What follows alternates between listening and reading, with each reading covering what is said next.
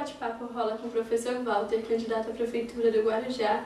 Ele vem pela rede e veio aqui hoje se apresentar e apresentar para vocês as propostas. Obrigado por ter aceito o convite. Imagina, é um prazer enorme estar falando com vocês e é um espaço importante para a gente mostrar, apresentar, né, a nossa candidatura, falar um pouquinho das nossas propostas. Eu sou professor aqui em Guarujá, trabalho na rede privada, no Colégio Adélia, fui diretor da Faculdade do Guarujá, sou professor também da rede municipal e acredito muito que a democracia se consolida com espaços como esse, com a participação das pessoas. Ai, que bom, com certeza eu acredito que as pessoas estão tendo uma oportunidade de conhecer os candidatos de uma forma melhor. Eu gostaria que o senhor falasse pra gente qual foi o motivo que te motivou a se candidatar, a aceitar esse desafio. Bom, é um desafio muito grande. Eu nasci aqui em Guarujá, me criei aqui, a minha família toda, né, escolheu viver nessa cidade e eu acredito que ela tenha muitas coisas que precisam ser consertadas. A gente tem visto que as políticas públicas não têm funcionado adequadamente, principalmente no que diz respeito à inclusão das pessoas. Existem, obviamente, muitas coisas boas, positivas que aconteceram nos últimos anos.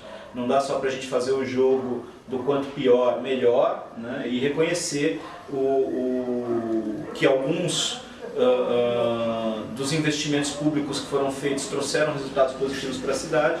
Eu acho que é reconhecer e dar valor àqueles políticos que tentaram, né, fazer alguma coisa e que às vezes não conseguem pela dificuldade do processo, que de certa forma a gente também tem culpa disso, né, porque a gente se omite da participação, elege e depois não cobra, não fiscaliza. Então a gente viu alguns avanços, mas muito pequenos, e em alguns momentos o avanço ele vem seguido de um retrocesso, né? Então na área da saúde, por exemplo, a gente viu que a cidade teve a construção de hospital, depois o hospital foi fechado, aí construiu um novo hospital, mas a gente perde um pronto-socorro. Então a gente vai um passo para frente, um passo para trás, um passo para frente, um passo para trás. E muita gente reclamando da política, né? Falando principalmente que os políticos não têm qualidade. E dizendo que é importante que as pessoas de bem entrem na política. E a gente tem muito medo desse cenário, né? Porque a política em Guarujá é violenta, é uma política de perseguição, é uma política em que, quando você dá a sua opinião, você acaba ficando com receio do que vai acontecer, das retaliações. E eu, como nunca fui muito preocupado com isso, eu sempre participei ativamente, né, na vida social, sempre dei minha opinião, sempre tomei parte das movimentações importantes, como quando professor na rede municipal, na época da greve do 0,5%, estava lá na frente, na época do movimento estudantil, eu fui presidente do diretório acadêmico da Faculdade Dom Domênico e fui diretor da União Nacional dos Estudantes e vice-presidente da União Estadual dos Estudantes, na refundação da entidade. Então no Fora Collor eu estava lá em cima de caminhão, fazendo manifestações, então eu nunca me omiti disso.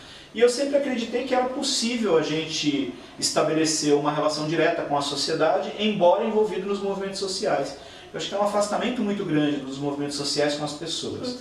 Então eu tento trazer essa experiência, né, para a política, para que a gente discuta a cidade. Porque o que me fez ser candidato é a possibilidade de pautar o debate político, de ajudar a construir propostas para que quem vença a eleição assuma compromissos com a cidade. Porque nas últimas eleições o que a gente tem visto é que um ataca o outro e ninguém assume compromisso com a cidade. Depois ele é eleito com uma carta branca e faz o que quer. E a gente quer que quem seja eleito sobre compromissos. Certo. Se eu é a favor, então, de uma inovação, a gente comenta até nos outros vídeos que a política no Guarujá tem sido contínua. É o mesmo ciclo, então as mesmas pessoas. O senhor é a favor de inovação? Nós temos como princípios da nossa administração, a proposta que a gente traz para a administração de Guarujá é pautada em alguns compromissos. O primeiro é o compromisso ético. A gente acredita que é impossível governar se você não tiver a ética à frente de qualquer atitude que vai ser tomada. Segundo compromisso é o compromisso da transparência na gestão pública. A gente quer radicalizar a transparência, permitindo que os cidadãos tomem parte efetivamente do governo 24 horas por dia, o tempo todo. Então a gente quer usar a tecnologia da informação e do conhecimento, permitir que as pessoas tenham acesso a todas as informações da prefeitura, sem que elas precisem ir até a prefeitura, fazer um requerimento. As coisas têm que estar livres e fáceis e acessíveis para que todo mundo tome parte das decisões. A participação popular que é fundamental e tem que ser estimulada. Então, nos conselhos municipais a gente tem que ter uma paridade que permita que a sociedade tome o controle desses conselhos, que eles sejam todos deliberativos, mas que eles tenham uma estrutura de suporte, de apoio, para que o cidadão possa participar sem que ele assuma a responsabilidade, porque senão fica nas costas de uma pessoa que não está recebendo nada, não está ganhando nada, ainda dedicando o tempo dela para a comunidade, e ela não dá conta de fazer. Então a gente tem que o poder público oferecer essa condição para que as pessoas possam participar. Por exemplo, no Conselho de Juventude, a gente estava conversando, você comentava que faz parte, os jovens não participam. Por que não participam? Será que não falta o poder público ir lá e dizer do que se trata, como ele pode se engajar, dar um suporte para ele poder participar, fazer realmente uma conferência em cada unidade escolar para que eles possam ter uma formação adequada para saber o que é ser um conselheiro, para ele efetivamente tomar parte da política e lá na frente, um dia, ele querer ser candidato a vereador, ser candidato a prefeito, sabendo como se faz isso. Então, são propostas assim que a gente quer trazer. Uma delas, inclusive, que eu me comprometi, é a de, sendo eleito, só ter um mandato de 4 anos, porque eu acredito que essa renovação política, ela parte do próprio político, ele tem que dar espaço para surgirem novas lideranças. A segunda é que o nosso compromisso é de, um ano antes da próxima eleição para prefeito, da gente fazer um seminário abrindo todos os números da prefeitura para todos os partidos que queiram participar do processo eleitoral, para que eles, um ano antes, tenham os números e construam seus planos de governo sobre a realidade. E não como é hoje, que todo mundo está prometendo e tem medo do que vai encontrar nas contas públicas. Além disso, a falta de preparo que nota-se, né? Algumas pessoas já prometeram até mesmo no debate começarem dia 1º de janeiro de 2017, tudo, né, efetuando. E a gente sabe que é um orçamento que já está comprometido. Na verdade, essa questão orçamentária ela é bem complexa. Por quê? Porque a gente tem 3 instrumentos jurídicos importantes. Um deles é a Lei Orçamentária Anual, que está baseado num plano plurianual e que a gente tem a condição de, ao longo do ano de execução do orçamento, fazer alguns remanejamentos. A história das pedaladas lá da Dilma, né, que ela tirou dinheiro de uma área, passou para outra. Aqui no Guarujá, para você ter uma ideia, você pode remanejar quase a metade do orçamento. Aqui você não pedala de jeito nenhum, porque você pode pegar metade do orçamento e passar de um lado para o outro, né? E a autorização da Câmara é muito mais simples do que a autorização do Congresso para fazer isso. Então a gente vai eleger prioridades e no primeiro ano a gente efetivamente vai colocar em prática as políticas para as quais a gente foi eleito. As pessoas têm uma expectativa já de no primeiro ano resolver alguns problemas importantes, como por exemplo na geração de emprego, na área da saúde. Eu mesmo assumi o compromisso de no primeiro ano de governo, no primeiro ato de governo, gerar 1.000 empregos com a contratação de cooperativas de trabalho. E a gente quer negociar isso já na transição do governo. Após a eleição, a gente tem um período de transição, que é legal, e a gente quer negociar com a Câmara atual a possibilidade de que algumas leis sejam aprovadas para entrarem em vigor já no ano seguinte e que num primeiro ato de governo a gente consiga implantar essas medidas. Certo, foi esclarecedor até mesmo para mim, que não conhecia a ideia de que seja possível fazer. Aliás, isso. tem muito candidato que não conhece sobre o orçamento, plano plurianual, não conhece gestão pública e acaba às vezes prometendo aquilo que não vai dar conta de fazer. Certo. Eu gostaria que o senhor apresentasse o partido pelo qual vem. O Rede é um partido novo. Que se comentasse brevemente para que as pessoas soubessem um pouco sobre ele. É a Rede, só te corrigindo, no estatuto da gente a Rede é feminino mesmo, né? Certo. Porque nasce a partir de um movimento, que é um movimento que a gente chama de Movimento pela Nova Política, e surgiu como uma tentativa de oferecer para a sociedade um espaço que arejasse a política. Então a gente tem um partido que tem um tempo de duração determinado, são 10 anos, depois de 10 anos a gente vai reavaliar se a Rede cumpriu o seu papel. E qual é o papel da Rede? É trabalhar pela reforma política, não a reforma eleitoral, mas uma reforma política de fato que diminua a quantidade de partidos, que permita que a gente tenha a possibilidade de candidaturas avulsas de pessoas que queiram participar do processo político, que não estejam ligadas a partidos e que renove a esperança das pessoas de que os processos da política sejam mais fáceis, são muito complexos.